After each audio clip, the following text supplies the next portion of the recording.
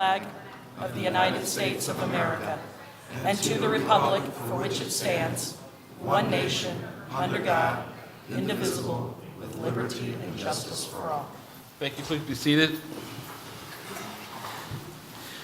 If we could do a roll call, please. Commissioner Cecil Pendergrass. Here. John Carriosha. Here. Tony Lobby. Here. Pauline Pasquale. Here. Rob Wells. Here. Bill Wachulis. Here. Brian Kramer. Frank Myers, Holly Smith, and Pam Cronin are excused. We have a quorum. Great. Thank you. We'll get a motion to approve the October 11th, 2018 TDC minutes. So moved. We have a motion. Second. Is there any discussion? Any public comment on that? No public comment. Move on to the next item, which will be public to be heard. Any public comment this time? It's excused if we cannot see you. So if you have public comment, please come to the podium. John, you want to move over here? He's sitting all by himself.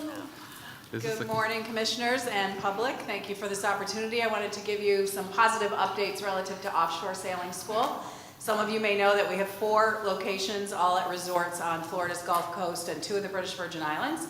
We are going to be expanding our service here at the Westin in Cape Coral. We're very excited for that. We've just taken delivery of a new 37-foot power catamaran. So for the first time in the United States, we'll be offering that course right here.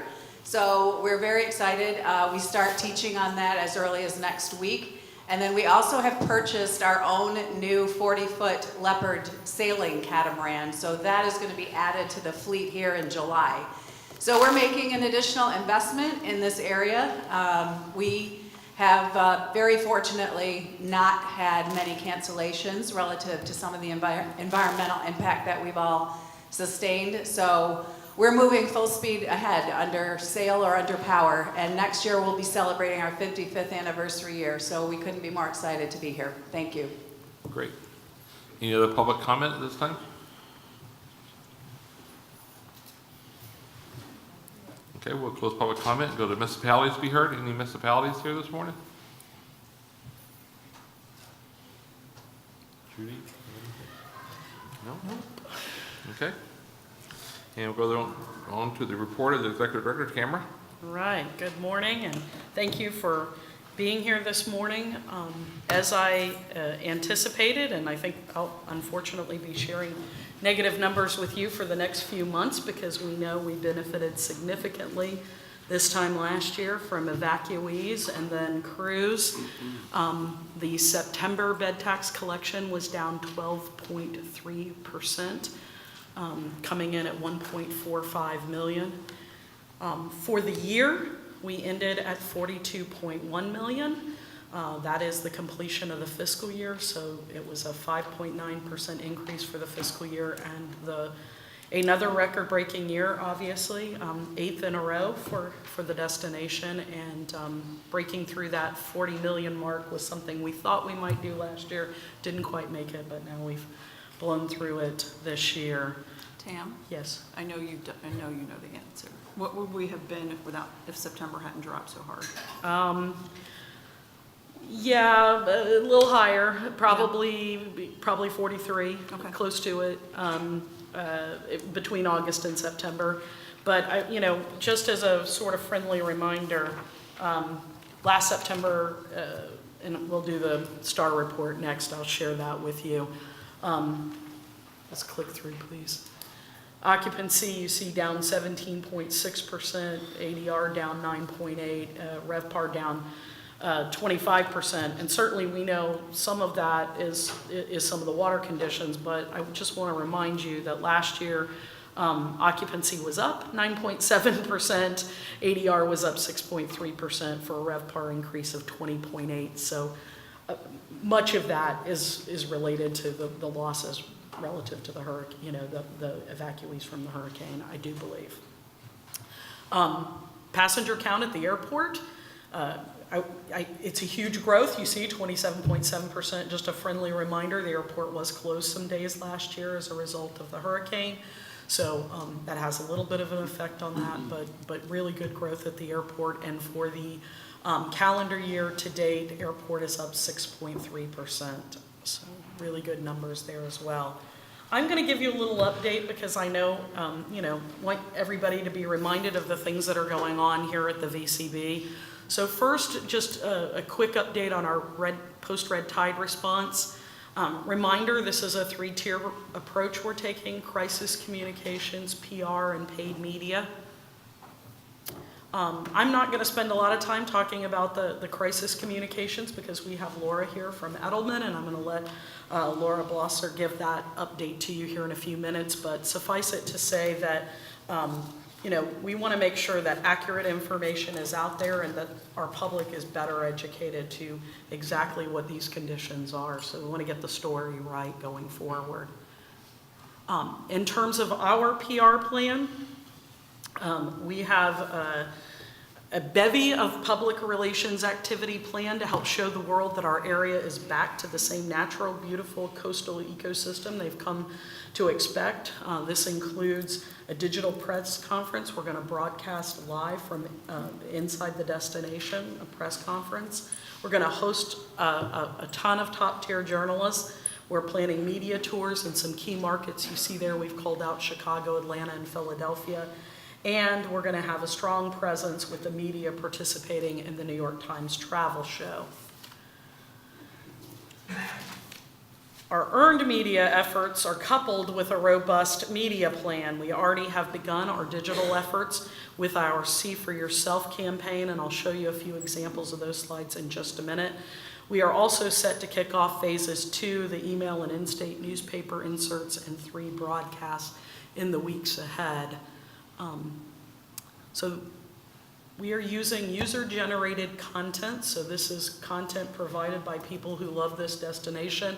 They've shared this in some sort of social media. And this is a digital banner ad that, you wouldn't see all of those at once. That would click through them, but the only way for me to show it to you. And then at the end, it's See for Yourself. Similarly, this is a shot from Lovers Key State Park. And then I have one, oh, no, I thought there was 3. Okay.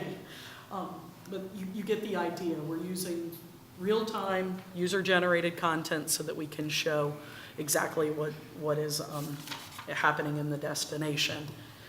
I've told you this, I'm repeating myself here, but for the audience, we have received word that we were awarded 2 grants from Visit Florida.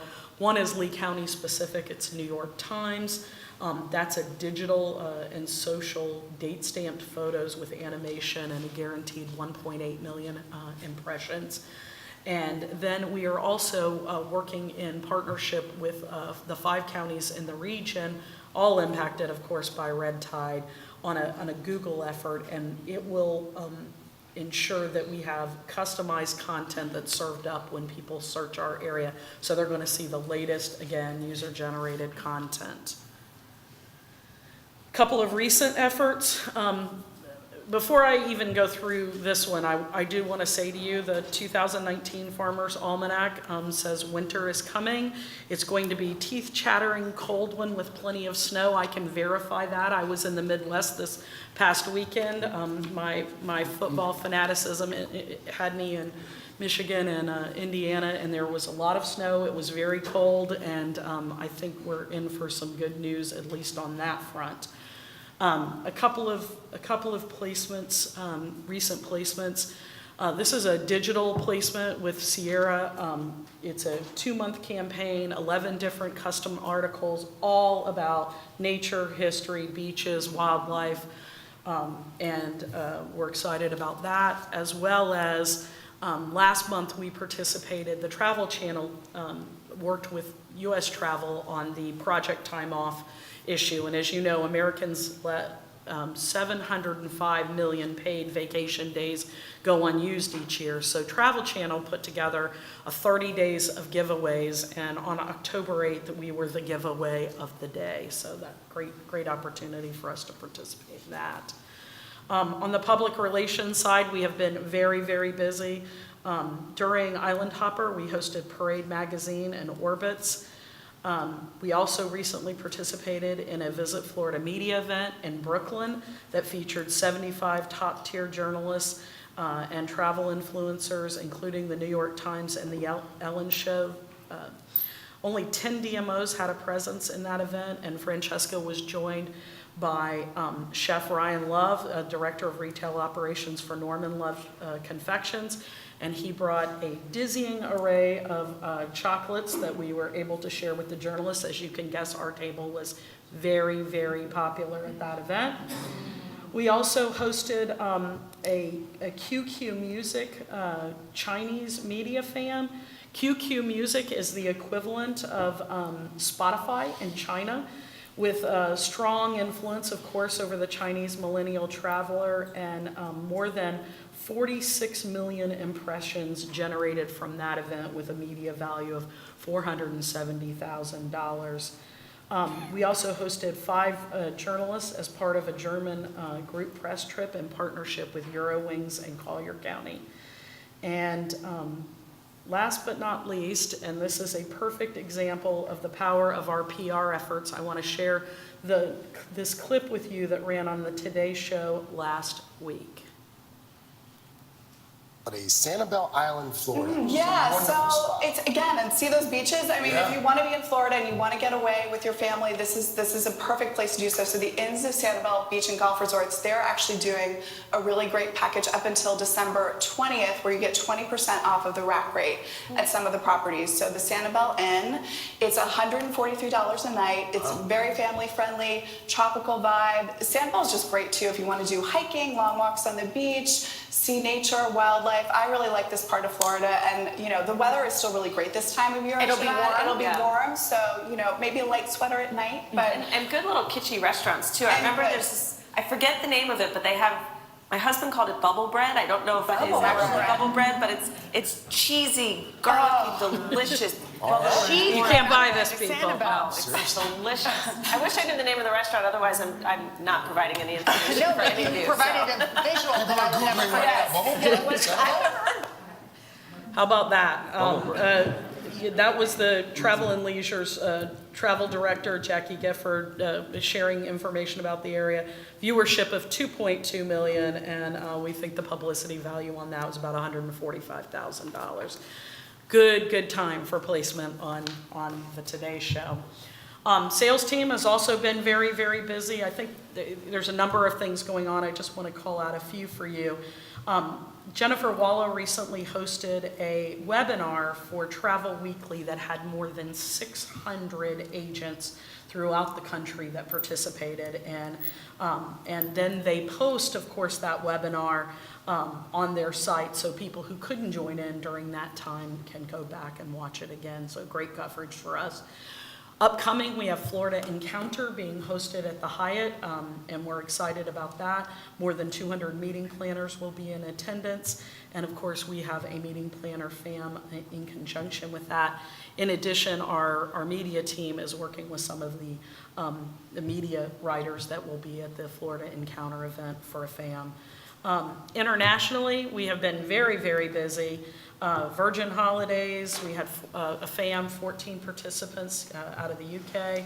Travel Trends out of the Netherlands. We had another with 10 participants, a FAM out of Denmark, 11 participants, and Dare Tours was here with 19 participants. Also last week, Stephanie Zinka and I were in London for World Travel Market. So international is not being forgotten, and there's a lot going on there as well.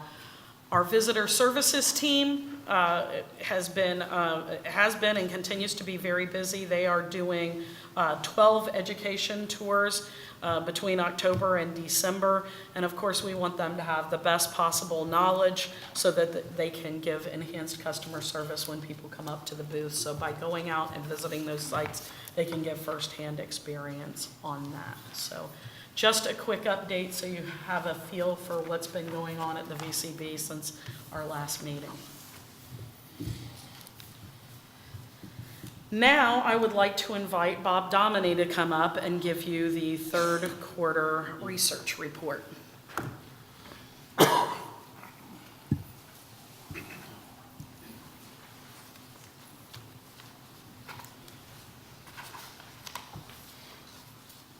I misjudged. It's a larger room than usual. And I like the way you you positioned that, Tam, that essentially what you gave us was the medicine first, allowing me to then tell you what the sickness is. Thank you. I think we're all keenly aware. Exactly. As usual, we're going to go through a presentation that takes you through our seasonal highlights, calendar year to date, and then look specifically at lodging industry, satisfaction, and then an outlook for the upcoming quarter of 2018. Starting with seasonal highlights, I'm not so sure how the angle is going to work here. I may just come over here and talk if that's all right with you. Perfect. There's lots of red arrows, and there's not a lot I can say about that. You expected for the quarter visitation to be down, expenditures among those in paid accommodations, total expenditures down 6%, in lodging down almost 7%, occupied room nights down, average occupancy rate, ADR and RevPAR all down, mirroring, I think, what we just saw from TAM, at least for the month of September. There was this substantial blip up in available room nights, and we spent some time thinking about that. I'll just explain it so that this whole story makes sense to you. The bottom line is that there was a big reduction in available room nights last year because of Irma, and so part of that, just for this quarter, is the fact that those nights became available again. And then another part of that is we did an inventory update on the industry earlier in this year, so that that number is mostly explained by recovery from Irma and by an inventory update that allowed us to actually add some rooms in that had not been counted in the previous periods. Visitation in the summer season, again, total visitation down, visitation in paid accommodations also down. The 5-year change, 7.9% in paid accommodations. A lot of that, of course, is being accounted for by these last 2 years in this summer season. And we are referring to it, at least in the office, as sort of the summer season double whammy. We had the Irma problem, and then we had the red tide green algae problem compounding. So it's not really surprising from a numbers perspective. Visitor expenditures, summer season. Overall, for this 5-year period, basically it's been fairly flat. Among those staying in paid accommodations, we actually have overall a 5% increase, even though we've been down in 2017 and 2018, again for the reasons I cited. You seem in this summer season to be basically battling for the last 2 years, and frankly doing an admirable job given the curveballs that have been thrown at you.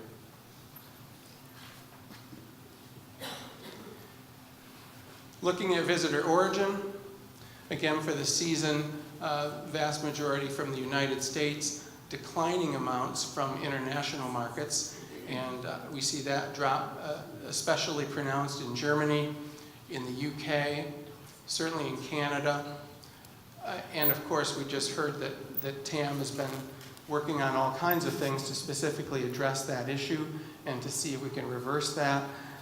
I will say that this is not out of sync with what we observe nationally in terms of international visitation to the U.S. So it's surprising, it continues to be surprising, but there is a larger pattern out there. It's not just Lee County. Paid accommodations, domestic visitor origin, same thing we always see in the summer is that the South basically takes over, in particular Florida, Midwest and the Northeast drop down. And then again, looking at specific visitor origins from here in Florida and across the South, we see Tampa, St. Pete, and Miami, and Atlanta, and West Palm. So now looking at calendar year to date, and I was hoping I would get through that first part without anybody throwing anything, because it gets a little bit better if we look at a little bit longer period of time. Many of those red arrows pointing down are now pointing up for the first 3 seasons of calendar 2018. Visitation up by over 2%, expenditures total up by almost 3%, in lodging up by a couple of percent, again available room nights up, occupied room nights up by 5.5%, 6%. We still do have the occupancy rate down, but that's at least a bit of a function of this whole issue with available room nights, and ADR down and RevPAR down. But as you can see on a total year basis, the numbers are nothing as cataclysmic as they were in this immediate previous quarter.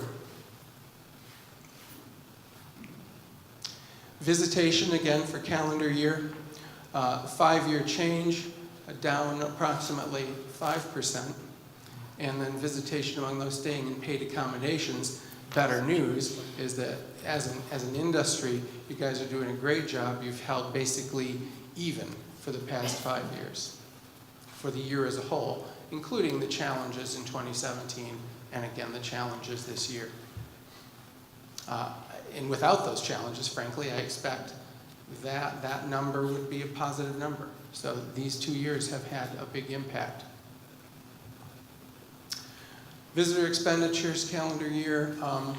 Expenditures, of course, have gone up in general, and among those staying in paid accommodations have gone up even more, 15.2%.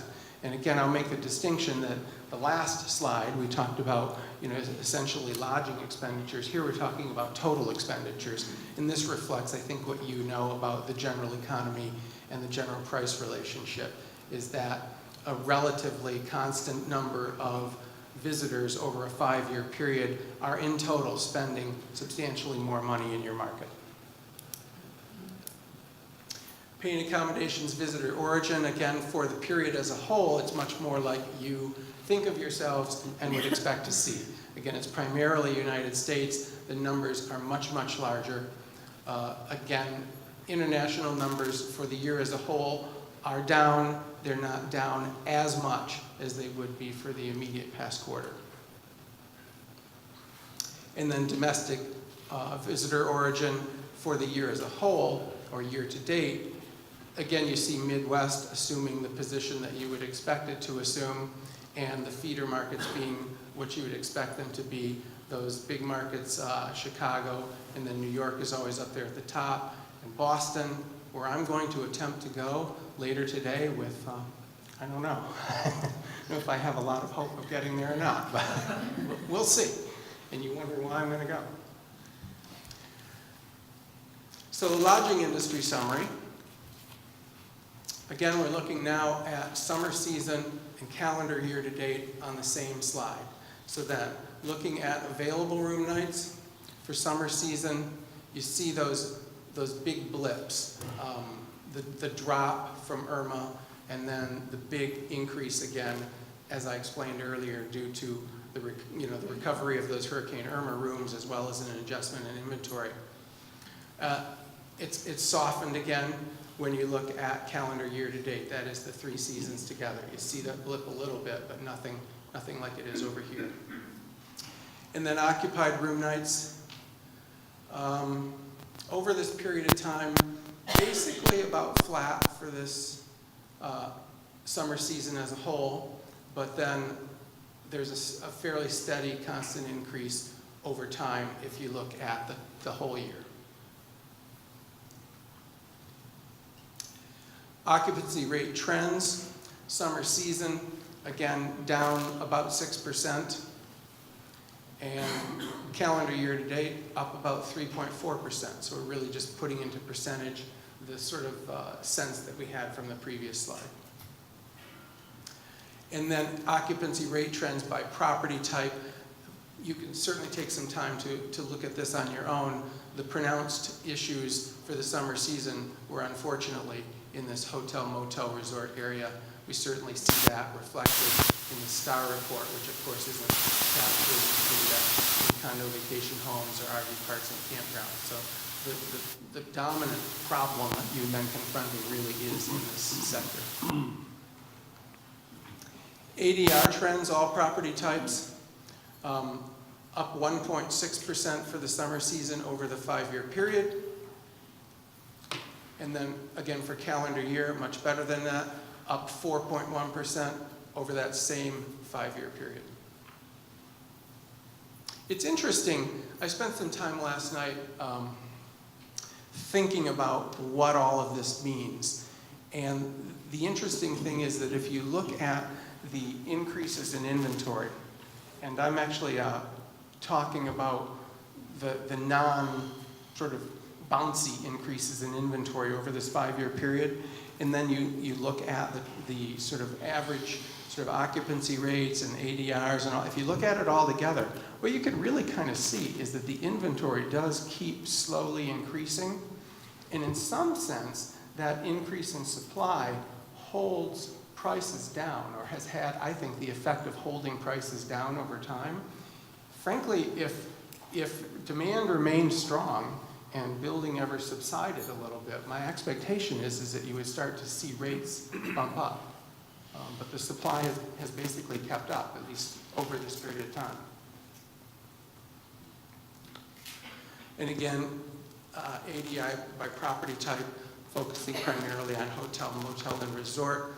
Here we are basically 5 years later, and we're about exactly where we were in 2014. And that is my point, that I think the building has occurred here. It's held these rates down. Same thing doesn't quite happen over with condos and vacation homes. And you've seen what's probably a statistically significant increase over the 5 years, even given the problems that we've recently had. RevPAR trends by property type, again, 4.2% for the summer season decline. And there's the problem, viewed another way.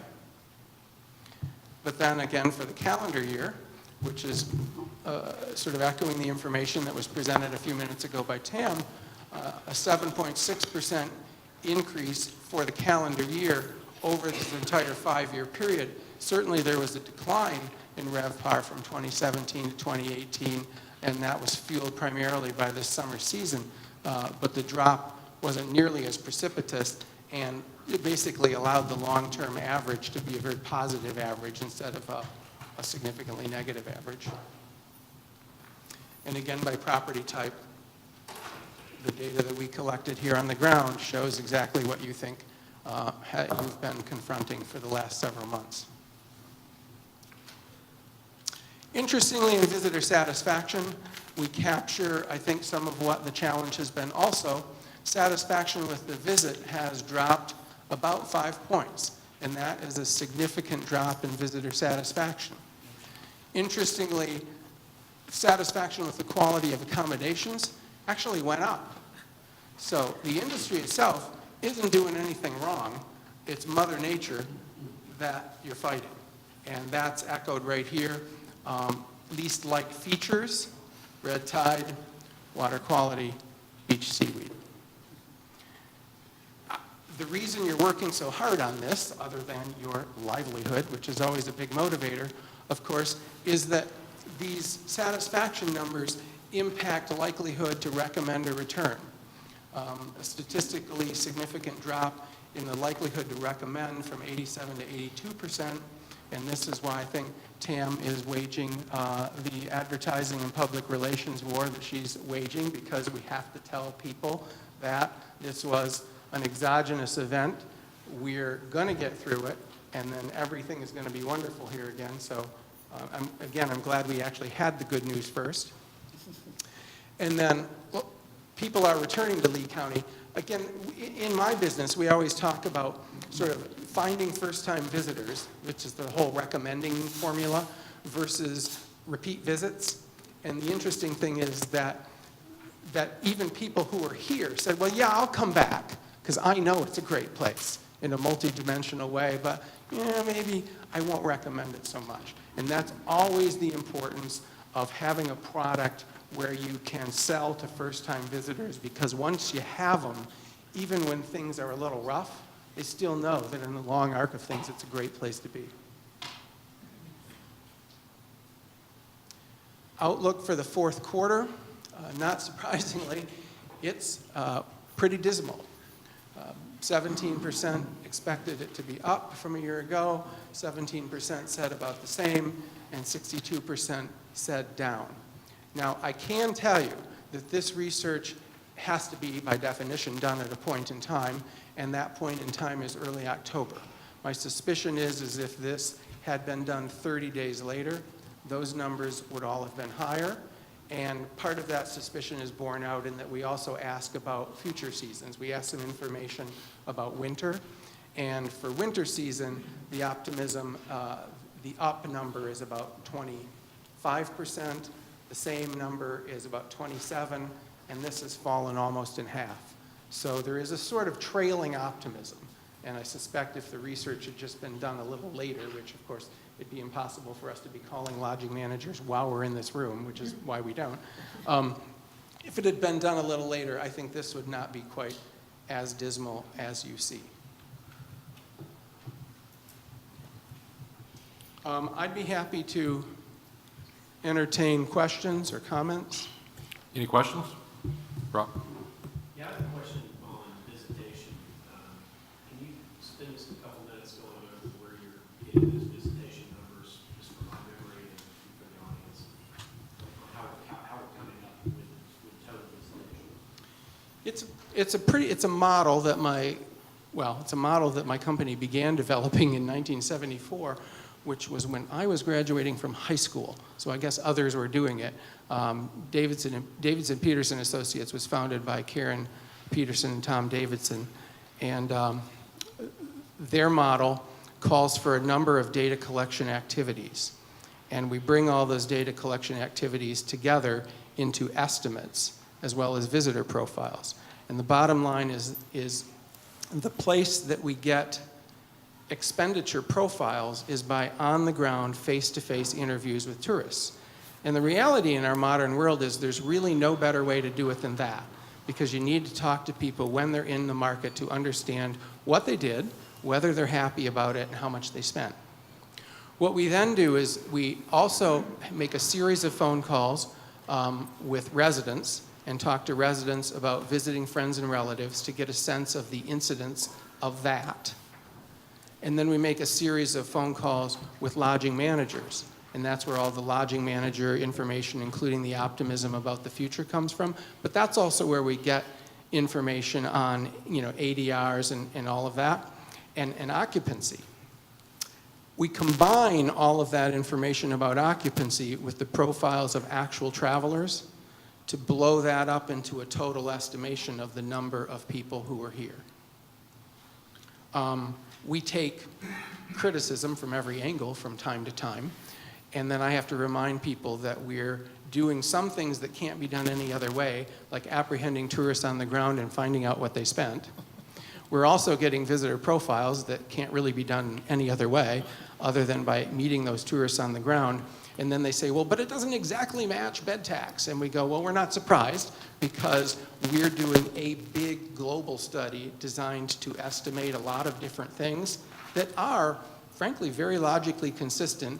Directionally, they do track STAR report. Directionally, they do track your bed tax. They're not in complete agreement, because I just explained in under 2 minutes a fairly complicated model that estimates a lot of things as opposed to knowing exact truth.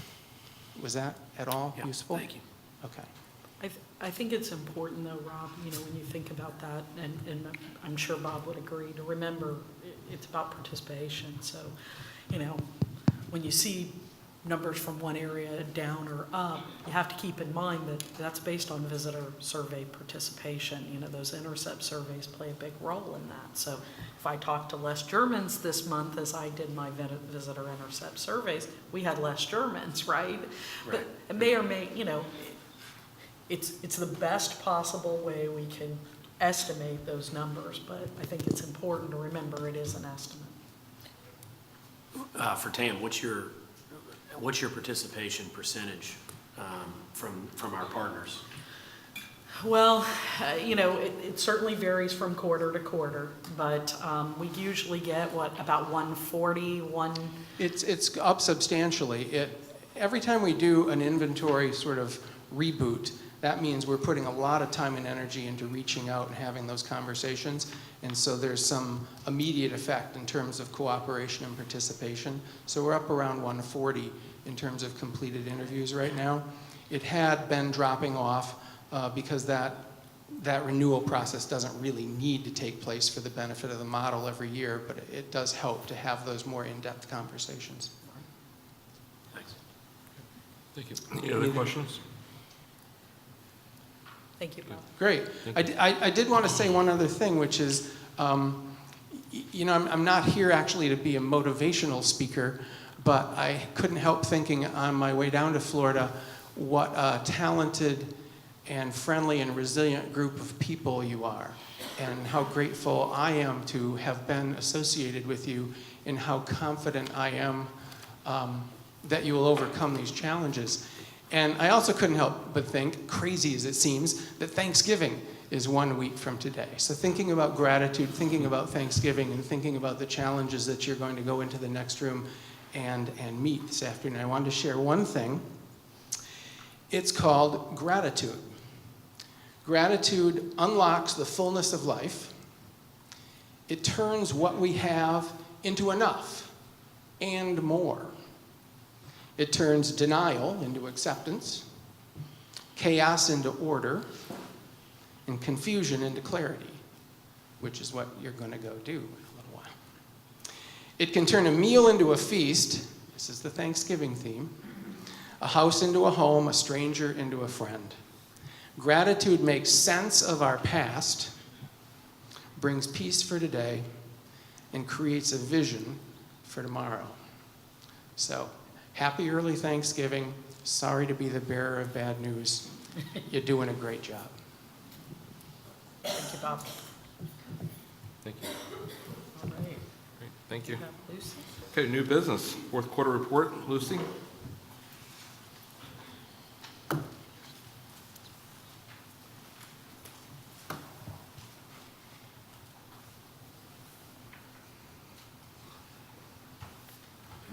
Tony, did you get Renee's comments? I'm teasing. Good morning, everyone. Good morning, Tourist Development Council. Lucy Maldonado, Fiscal Manager for the Visitor and Convention Bureau.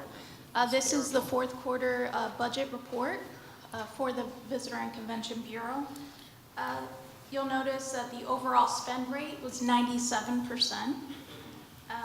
Personnel expended was 94%. This primarily consisted of temporary assignment of our deputy director and various staff vacancies throughout the year. The overall operating budget spent was 97%. So on the far right-hand side, you'll notice some comments for the overages per line item. I did want to mention that the unspent balance for the advertising that will be carried into fiscal year 18-19 due to the water quality issues. So I'm here if you have any questions. If not, Any questions at this time for Lucy? a motion to accept. I'll make the motion. We have a motion. Second. We have a second. Any other discussion? Any objection? Objection? Motion carries. Thank you. Thank you. Next is crisis communication update. Laura?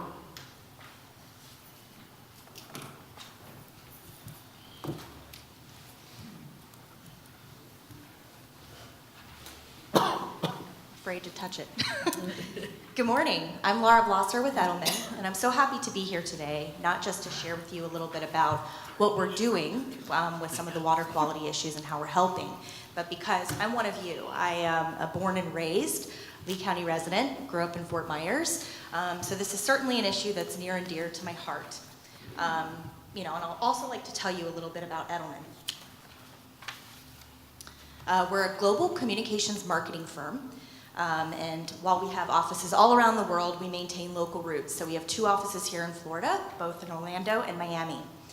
From Fortune 500 companies to some of the world's leading travel tourism brands spanning across amusement parks, airlines, we stepped in to help at times of need through a model we call Evolve, Promote, Protect. And what that means is that we really help clients listen to their audiences, understand what they're saying, and use those insights to tell powerful stories that spark change and help them look ahead. So we know the issues at hand here are complex. They're not easy to understand, and there's a lot of questions. So that's how we're helping. We're working to not only monitor and respond in real time to the conversations about these topics, but to develop a story that makes this easier to understand for everyone across your most important audiences, and to help elevate some of the community's most trusted voices to tell these stories and show what's really happening today, right here in Lee County, to bring the community together in this situation, welcome back visitors, and prepare for the future. Here's what we know today. This past summer, there's been a lot of people talking. Media, people who have called this place home for decades, seasonal visitors who are afraid they'll come back to a place they don't recognize, scientists searching for solutions. Everyone's had something to say, and there's a lot being done. Now's the time for Lee County to empower its residents and local businesses with the right tools and information. So, where do we start? We're starting from the inside out, building momentum with permanent and seasonal residents and repeat visitors, regaining their trust, to get them spreading the word that Lee County will recover and will remain a top destination for visitors. This addresses the most misperceptions about water quality issues by educating our audiences and correcting misinformation. It builds advocacy that reaches beyond Lee County and resonates with permanent visitors or prospective visitors by empowering the best ambassadors first. It also builds a narrative about the issues that gets ahead of emerging stories and tells the stories that show who we really are. That starts with transparency. The slide you see here is a framework for the water quality story. So at the top, you see an overarching message.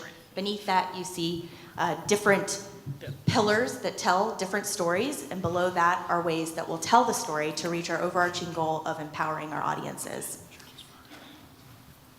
One of the biggest challenges here is that we don't have all the answers. We know about water quality issues affecting Southwest Florida are bigger than Lee County alone, and while we may not be able to solve those water quality issues today, we can remind our audiences who love this place just as much as us that we're in this together. We can share what we know, how we're taking action, and how everyone can help. Lee County's water quality story focuses on 4 action-oriented messages that helps us tell the real story. First, we must stay educated. It's easy to speculate, but looking at the facts helps us keep everyone as informed as possible. We'll tap into health and science experts to set the facts straight, direct residents to the right informational resources, and help them understand some of the solutions that are in progress. We're also taking action right now and preparing for the future. This will highlight the efforts the county's doing to help with the situation. We also know we have a community of resilience. We just heard that. So the tough times come and go here, but we remain united and optimistic. Together in Lee County, we've been through a lot, from hurricanes to oil spills to economic recessions, and we've always stayed resilient. So we'll highlight the signs of recovery and the emotional stories that remind us why we love this place so much. Finally, we want to give the community a way to help. We need everyone's help to get through this. Encourage residents to get involved with how they can. They can volunteer for a beach cleanup. They can understand and abide by the local fertilizer ordinances. They can donate to a community support or patronize a local restaurant, advocate for change from their state or federal representatives. They can even tell their friends and families that they should come and vacation here. This is Lee County's water quality story. Thank you. Any questions? Any questions this time? Any comments? Just with the restaurants in the area, I mean, I know there's a lot of, if there's any communication we could help them with, Grouper's the special, is it affected by red tide? I mean, I know the answer to this, but helping the servers and the scripting would be very helpful, I think, for the restaurants in the local area. Yeah, absolutely. I mean, I think that's definitely part of the Engage story. Continuing to invite people to come out and patronize the local restaurants and, show them that makes a difference. Sure. How do you plan on, I guess, starting all of this? So we'll see what you've got there, but actual actions, what's the next step? for you? Sure. So we certainly, have been doing a lot of research and work on our end to get the story right. And from there, it's, time to activate. And that could be, through a number of different things, whether it's, telling the story through media relations, creative content. That is the next immediate step. So. On that note, so when you take action, how are you going to reach out to you're talking about the initial part was taken to get the public involved. How do we get the public involved without having to, there's so many different messages out there. You have the fundraisers out there raising money for their own special interest groups and stuff. So how do you go out and combat against that message? Well, I think there's a lot of things we're also looking at, getting these messages to the right people. So I know there's some of the VCB volunteers that are meeting these, residents and visitors at places where they go. So making sure that they get some of these messages so that they have them handy. There's also some other things we're looking at, whether it be, updating some sort of an online site that could, have some of this new information and putting it out there for people to get it. That could be another option, and just, telling the story organically. And using trusted voices. I mean, And that's just that we're leaders within the right. community. We can do that now. Other commercials went away last week, so now we can get our message out. Correct. It's a different tone now, so that's what I've been looking forward to. So, Glenn, do you want to say something? Well, Commissioner, I just wanted to mention that tomorrow's Horizon Council meeting, we're going to be using the engagement piece to encourage the business community in particular to unite around the Board of County Commissioners legislative platform. We've got to advocate for funding the authorized projects for Everglades restoration if we're once and for all going to solve this thing. And so that might be something people could unite around. And that's what I was asking for, was we to have the same message, all of us together, the hotelers and the restaurant associations all working in the community, working together with one message, not be, diluted by some other messages for their own group. Connie, do you have a question? I guess I need to understand the role of what you have and what we're doing in regards to, are these two separate plans? Are you utilizing this piece and what we're considering, like that marketing that we've been talking about that would kick off? I'm not sure, are they operating separately? I'm not really sure what their role is. Like, do you pay them to do this? They are helping us formulate a message that communicates more effectively both with visitors and local residents. But I think the important part here is our local residents have been the message bearers to potential visitors. And so if there's misinformation there, it's created a lot of challenges for us. So we need a more unified local voice so that we can be sort of singing off the same sheet of music as we communicate with potential visitors. So it's kind of, really it's all folded into one. It's 3 tiers. This is one component of it, correct? Of what the marketing plan you talked about earlier, the 3. Correct. Your water crisis action plan. So Correct. This is, okay, because I would think that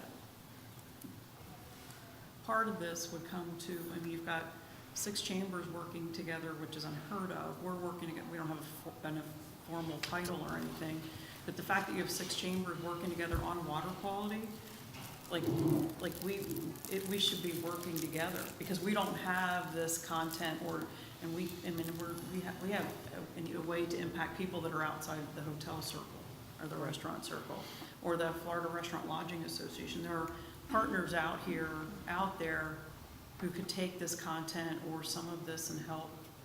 And I'm just not sure we're involved, or maybe if this is too new. I'm not, I guess I'm just a little bit lost on the train of Well, if I can jump in, is that Mr. Chair? That kind of goes back to why I was asking about the one message, because you mentioned chambers. I attended a chamber luncheon a month ago that was advocating something different than what the Board of County Commissioners in the county is currently doing. They're advocating for different special interest groups. Bull Sugar was there, I think.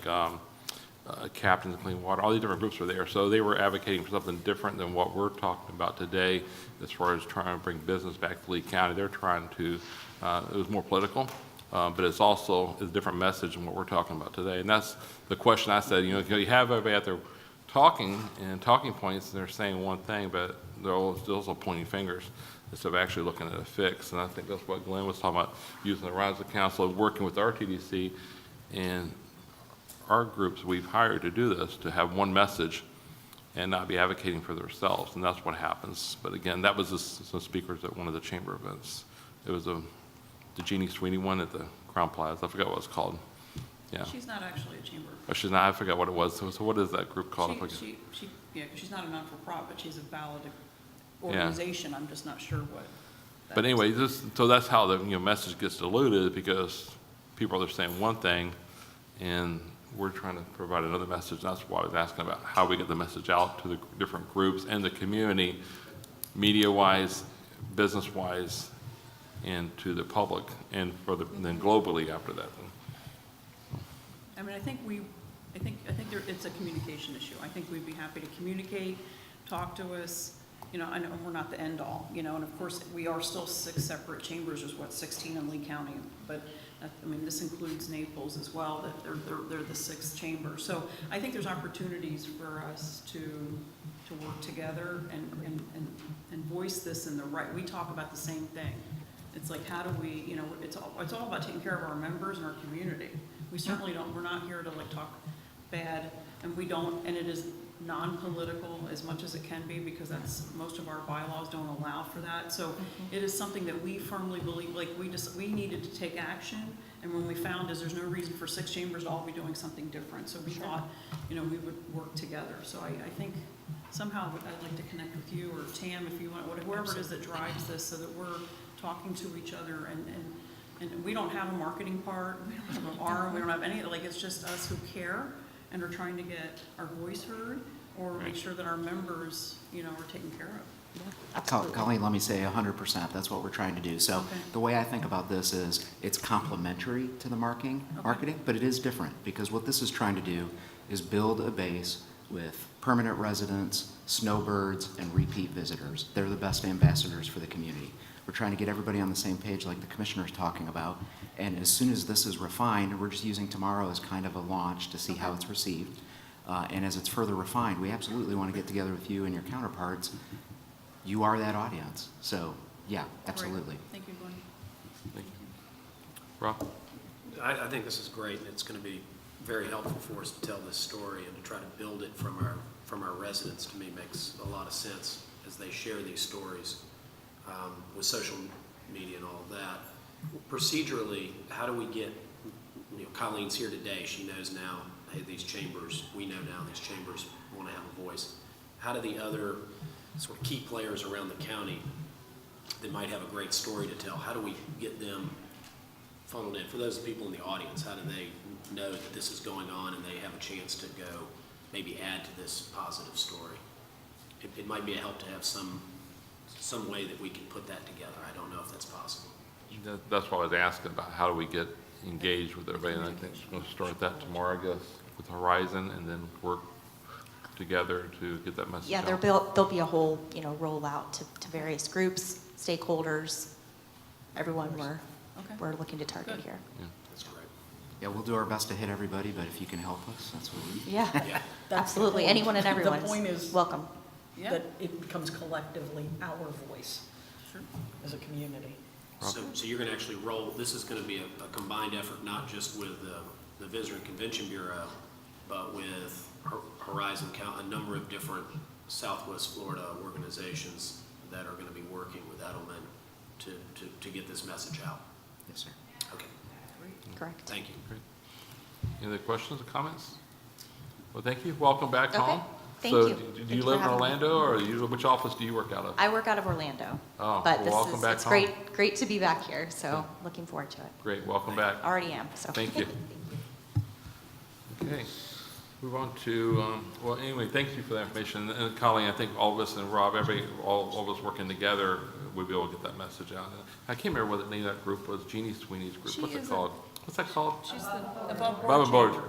That's where it's, Yes. okay, above board chamber, yeah. So They're when you good. have groups like that like doing that, I mean, I know they're just trying to sell a lunch and get an audience there, but they, that message gets out and people think it's the truth a lot of times, or it's misleading sometimes when they have speakers. They don't control what they say, but when you invite them and people come in, they're just there for themselves, for fundraising issues, and obviously it's different positions, so. I think for the most part, it's about educating, right? We feel like it's a balanced education about the resolutions. It's not about other community or other organizations' agendas. That's like, but sometimes we hear different resolutions, like the pros and cons of the deep injection well, understanding that so we can speak to it, because I don't know. I'm not a science, I'm a hotelier who became a chamber girl. Right. So it's things like that when we want to learn, that we don't know how else, and it started with when Congressman Rooney came into town, and we had so many questions.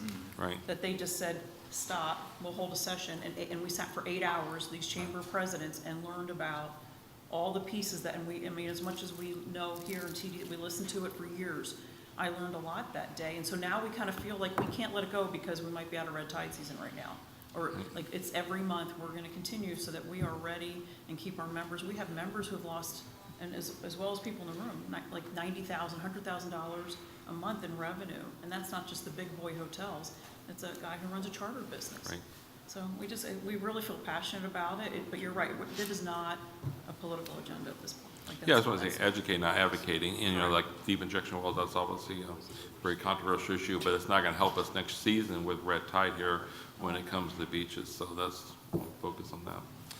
Okay, thank you. We'll move on to the council information. Any council? John? You're by yourself, you're like the king over there at Cape Coral. I'm fine, thank you. You all good? Good. Good, thank you. Bill? Anything?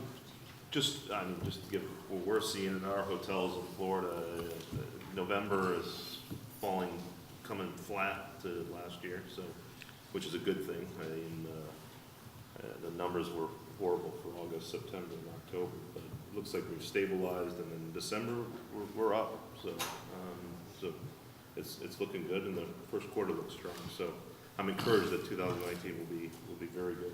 Well, like Tamara said, pray for more snow up north. Yes, let it snow. I can't believe it's already snowing up north, but again, Thanksgiving is next week. Colleen, did you have anything else? I'm sorry. I do have 3 things, because I'm gonna wear a couple hats here. First, Chrysalis, those nominations are out, so make sure you nominate different businesses for the Chrysalis Awards. That event date is May 10th. The Florida Restaurant Lodging Association, the Lee County chapter, is holding their holiday party at Palm City Brewing, and that is on December 11th. We are taking over the brewery. So that is a great, fun event if you can make that, and that's it. Great, thank you. Short. Rob? Nothing more, thank you. Good. Tony, how's Captiva doing? We're hanging in there, and I just want to wish everybody a happy Thanksgiving, because it's not that far away. And if somebody has a drone that can transport humans from the causeway to our place on the day after Thanksgiving, when we do our annual tree lighting ceremony, I'd be welcome to listen to that, because parking does become an issue. But all in all, we're coming out of the doldrums as well. But wish everybody a happy Thanksgiving, and if you have nothing better to do and you want to come out and be with 1,000 people or more, I guess, out to our place on Friday, you're welcome to join. Thank you. Thank you. Glenn, do you have anything? Also, thank you. Tamara, do you have anything? Just want to remind you in your packet, and if you're flipping through on the iPad on page 159, which seems really late in the packet, but there's a draft meeting schedule for 2019.